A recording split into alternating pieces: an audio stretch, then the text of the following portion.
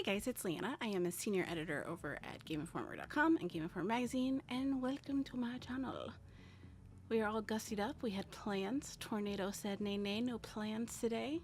So we are dressed up to sit at home and do what I normally do and grind it out in Destiny 2. But since I looked all fancified, I figured why not do the video that I keep saying I want to do about Dragon Age 2. We're doing it, fam. Prepare, because I'm going to have some opinions that a lot of people are not going to agree with, and that is okay. For me, I have been struggling with the last year really how games media has been evolving and what it means in the space and what it has to offer. And one of the things that I've kind of been really struggling with is how people in this space sometimes come off, and kind of how irresponsible sometimes, and myself included. This is not me casting the blame or throwing stones. Like, my glass house needs some serious Windex too, but like, I'm trying to be more conscientious of what I say, and am I saying it as fact, or am I saying it in a way that's exclusionary to somebody not being able to say something that's the antithesis to that. But a lot of times, both in the actual writing itself and just social media, I'm seeing just a lot of like kind of haughtiness. And to me, that's not what gaming community is about. And of course, the gaming community is also doing it. I have a whole video on the atrocities like, games writers get, developers get. I've had to move, I've had to relocate. Serious shit. But our site is also not completely blameless as well. One of the things that I don't really agree with is that we're very quick to condemn a game. We're very quick to condemn people. We're very quick to assume our word is kind of law. So if we didn't like something, we expect nobody else to like it. And I don't agree with that. So I try to counter that a lot. I mean, obviously I've been blacklisted from like AAA companies before for speaking up and speaking out. So I have no problem standing up for what's right. However, the older you get, the more you realize that you just kind of have to pick and choose your battles. And for me, you saying something sucks is not the battle I want to choose when people are literally being killed. So, choices. But yeah, for, transparency's sake, this will be a video that is very much going to seem apologetic for BioWare. It is not. I am trying to put a positive lens on something that is universally hated, because I've noticed when I have these conversations with friends and they go back in, they kind of see the game through a different light, and sometimes that makes all of the difference. The first time I ever played the first Mass Effect, I couldn't stand it. I thought it was boring. I thought it was weird. And then somebody urged me to retry, and they explained why it connected with them, and now it's like literally my favorite franchise of all time. So sometimes there's a shift that needs to happen. And also, not every game is made for you, and that's okay too. Choices. So anyways, why I think, so this video is going to center around why I think Dragon Age 2 is not as bad as a game as you would think. When I reviewed the game, I scored it a 5.5 out of 10. And the reason I did that was reviews, in my mind, obviously they're subjective. They're a review. It's your opinion of an experience. But there needs to be an objective edge to it of, I can't say this is a good game just because I want it to be a good game. If it's incredibly broken, if it's obviously rushed, if it has pacing issues, then that kind of stuff needs to factor into your analysis. And so that was the reason why I personally scored it very low, despite enjoying the game immensely and being honestly very impressed with it. And depending on the day you ask me, it's sometimes even my favorite Dragon Age. Told ya, Spice gonna say a lot of stuff you're not gonna like. So why do I think that? So the first things first, what I always tell people when they go back in to try it is go into it as if it is like Awakening. It's a DLC bridging the gap between Inquisition and Origins and Awakening, because that's exactly what it is. It, at the end of Dragon Age 2, is literally the beginning of Dragon Age Inquisition. You see the Seeker, Cassandra, with the book, the Order, and thus we have the events of Dragon Age Inquisition, and it also ties into the books as well. Talking about the dissolution of circles. That's where we first met Cole. There's a lot of really cool aspects that kind of extends beyond just the games itself and the accompanying lore. But you can also expect people to read the comics, read the books, play the expansions, watch the movie. There was a movie about Cassandra. It's an anime style. So like, I understand that won't factor in, but I usually, if I tell people like, hey, approach it like it's DLC, not a separate game, that usually kind of helps people enjoy it a little bit better, because a big critique is that it's very short, and it is. Even though there's 3 acts to this game, you can beat it in a day if you go far enough or go fast enough. And but a lot of that is not what they wanted to do. You know, a lot of the writers that were attached to this, including David Keeter, he's been incredibly vocal about it. Mike Laidlaw has been very vocal about it too, upon everything. And Mark Dara, since he left BioWare, he has been being a little bit more open as well. But they've all been very incredibly open that this was a really dark time for BioWare. You know, in recent years, things have been changing. EA has finally learned that you can't be all publisher all the time. You still have to have a connection to the gaming industry, and they have been making really positive changes on their side. They have a lot more to go to prove that they've changed. And I'm willing to give that chance, but also very leery of anything they put out. Microtransactions, hidden pay-to-win models, releasing games, pulling teams prematurely, allocating the wrong resources to the wrong projects, not giving enough resources to projects. And that's very much what Dragon Age 2 was. Dragon Age 2 very much fell victim to a lack of resources. It had a very, very strict timetable. There were so many more things that the team wanted to do, the creative team wanted to do with Dragon Age 2, that they didn't have a chance to, because they were like, no, we need it now, we need it now, we need it now, we need it now.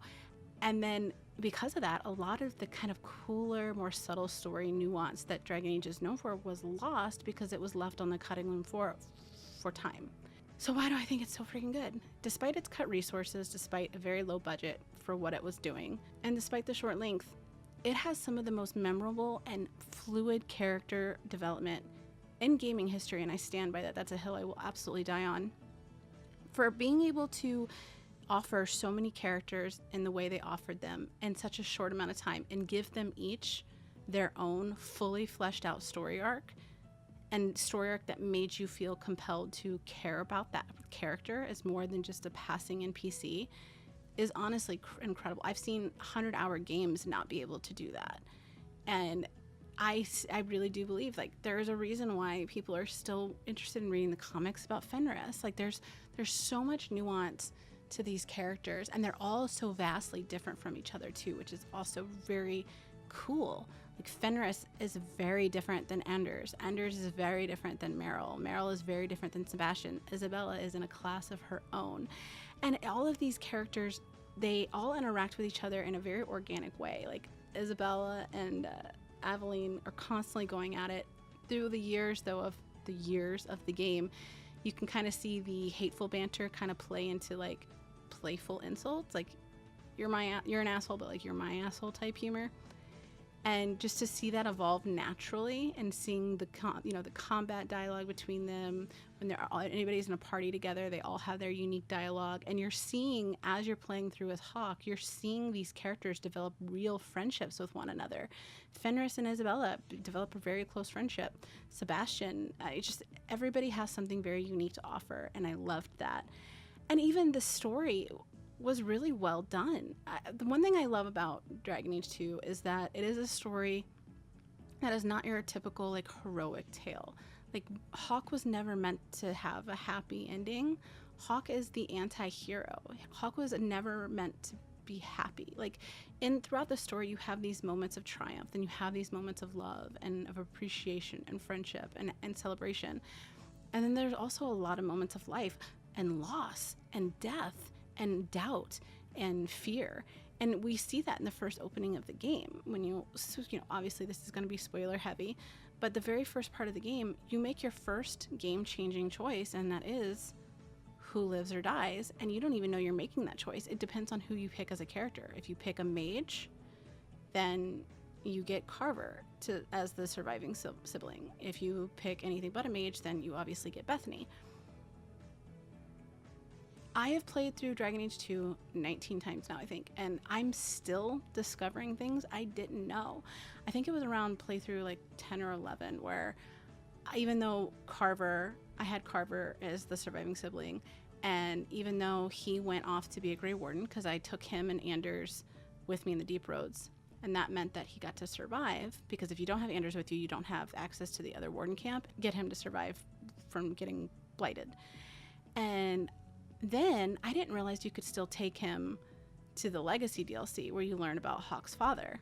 And having Carver there provided a moment between those two siblings, because they, unlike Bethany, Hawk and Carver have this very tumultuous, unhealthy relationship. Carver feels just completely overshadowed by Hawk. Nothing they do is ever going to be good enough.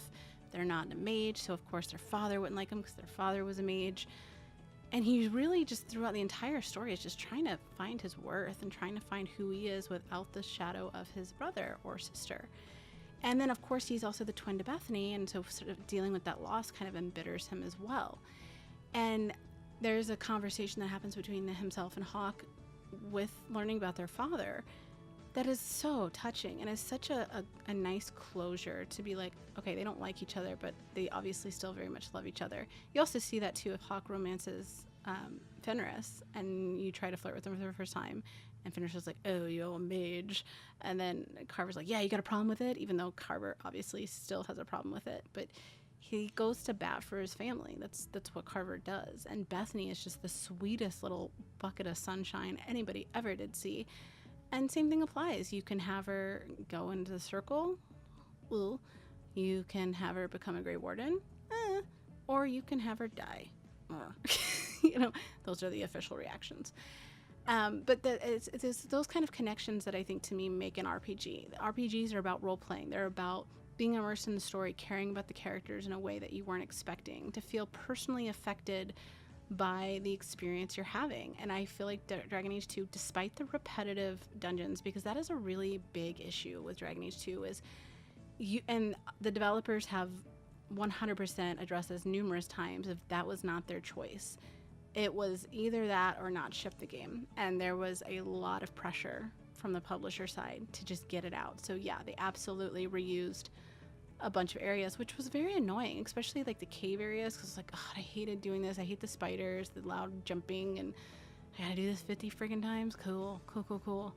And you know, to combat that, and even with that, you still have this amazing tale of the relationships of these characters that to me overrode that. It also helps too that I read a lot of fan fiction, I write a lot of fan fiction, and one writer that I was reading, her take, it kind of changed the way I felt about the game myself. Is she kind of, if you take Varric anywhere in a cave, and especially in Inquisition, like he is very against it. He hates the deep roads, he hates caves, he hates not being on the surface, which is very weird for a dwarf. And she had it written that, because you have to keep in mind too, Dragon Age 2 is told from Varric's perspective. You play as Hawk, but Varric is the narrator throughout the entire game. He is retelling to Cassandra the events that happened.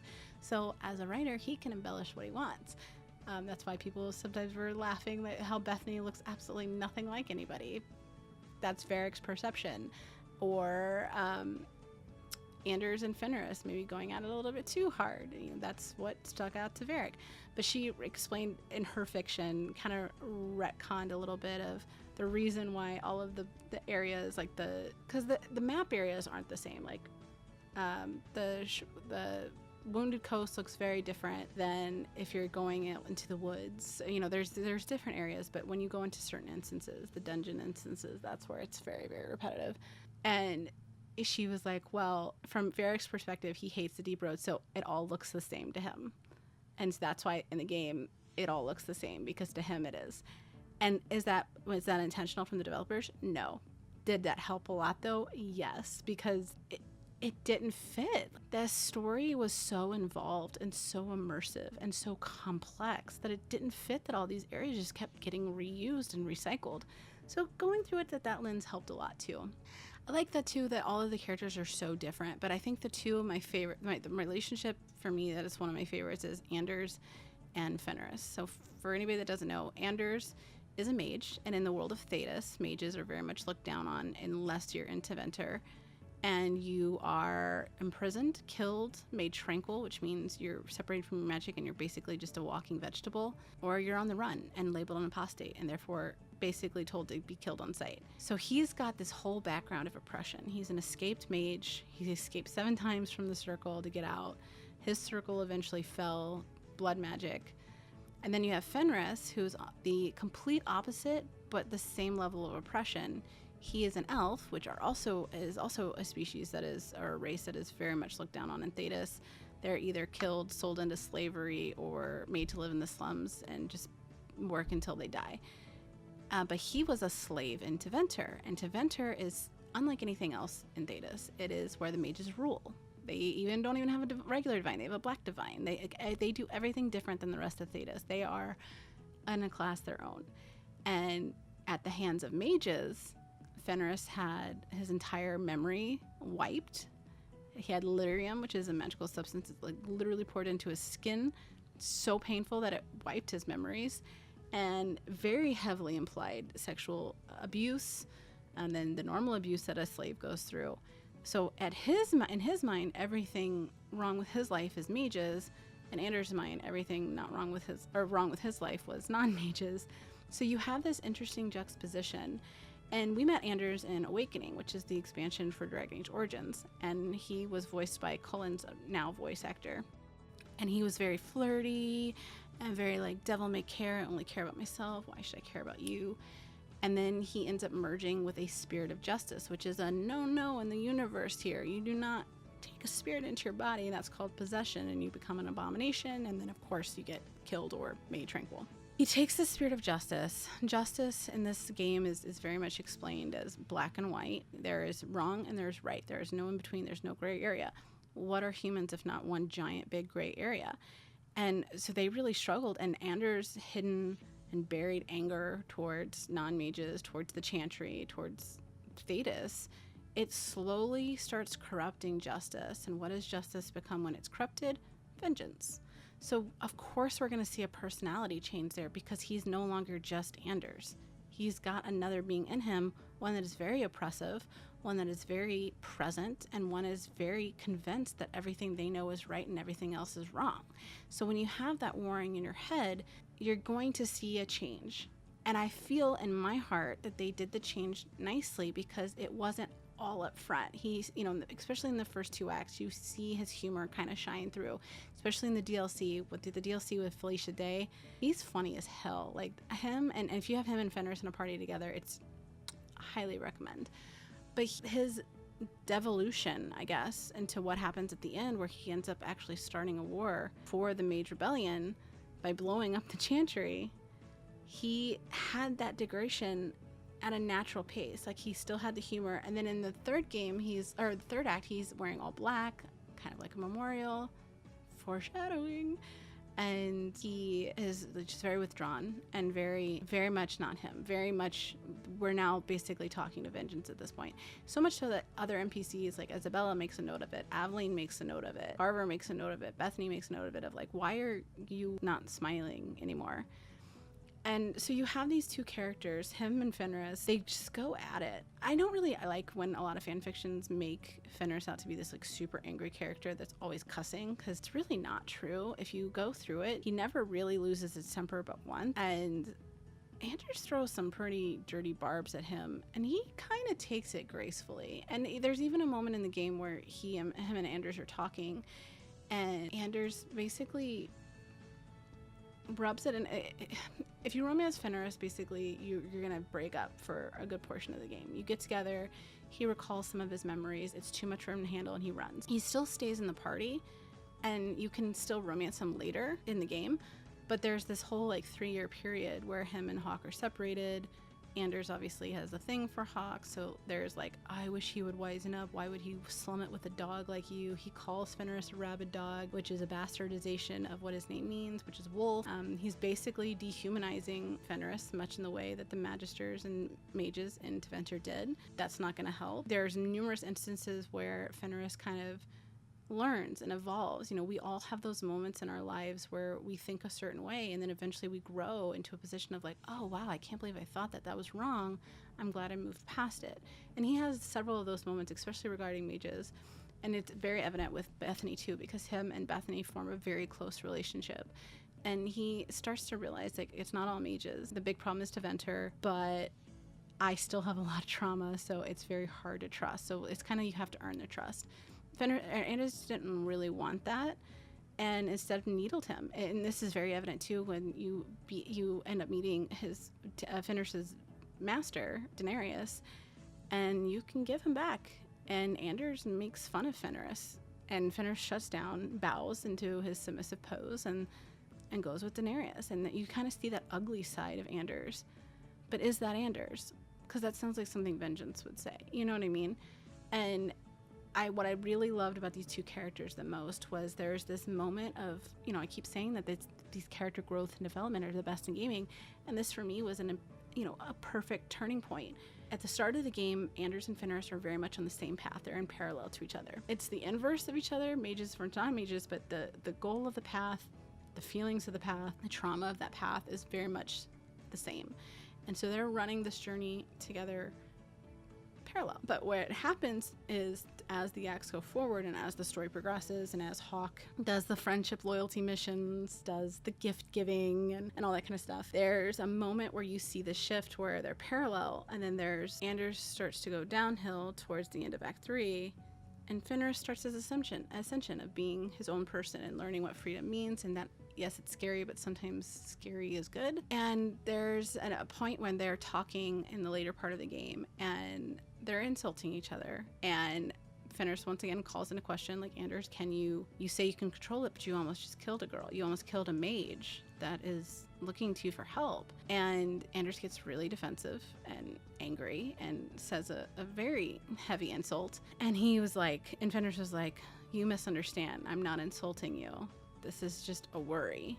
And you kind of almost get the impression that Fenris doesn't consider him as a friend, but he does care about him a little bit as a companion. And Anders just didn't want to hear it. And Fenris has these moments where he'll admit when he's wrong of, oh, I misunderstood then, I apologize. Or I wasn't trying to, insult you, I apologize. He's, learning what it means to be a person.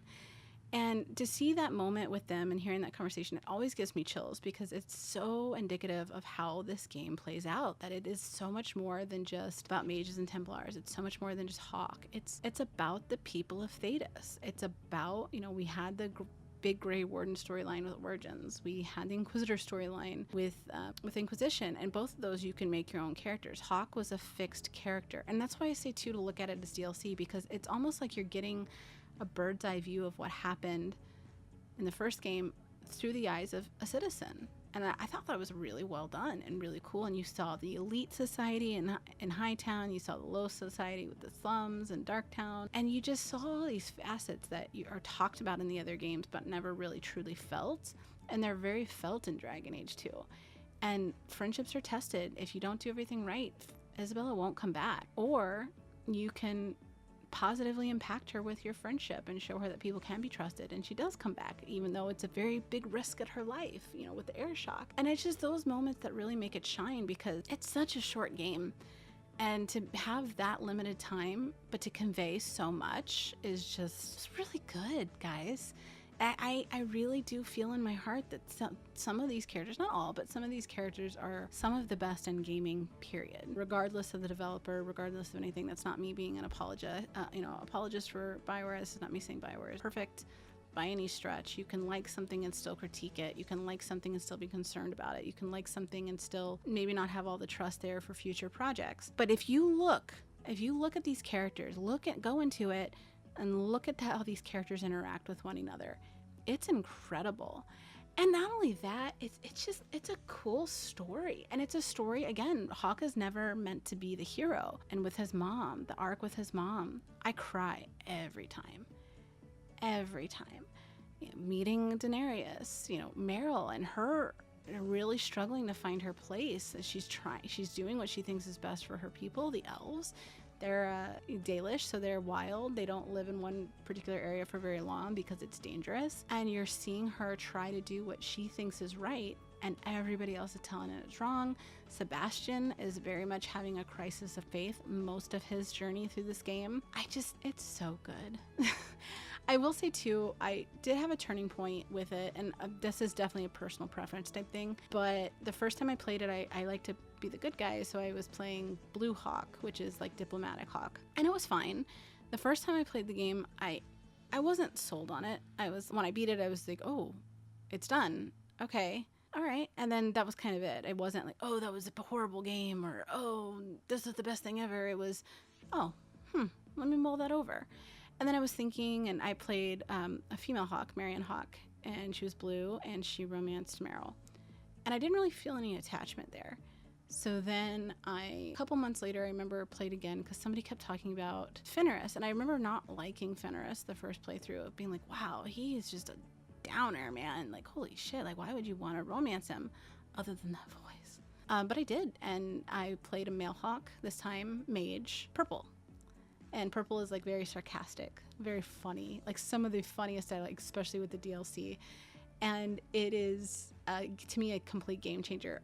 When I rolled the credits the second time after playing that build, my reaction to the finish was very different than the first one. I was very sad to see it end. I felt satisfied with the ending. I felt satisfied knowing it was going to lead into something else, because obviously the way especially Varric narrates the very ending, it's, you know, obvious it's setting up for what we now know as Inquisition, and it set it up very nicely. And you see a lot of references to 2 in Inquisition, especially with Corypheus, who you meet in the Legacy DLC I was talking about with the siblings and their father. But I noticed that once I went Purple Hawk and Male Hawk for some reason, usually I go female characters for, you know, because I want to see myself in the game. But yeah, Hawk for some reason to me registered better in my head as a male hawk, a male goofy, sarcastic, funny hawk. And once I did that, I was like, okay, this is a game changer. And I've gone back to female hawk a couple times. I really like her with Isabella. I romanced Sebastian once, and that was just,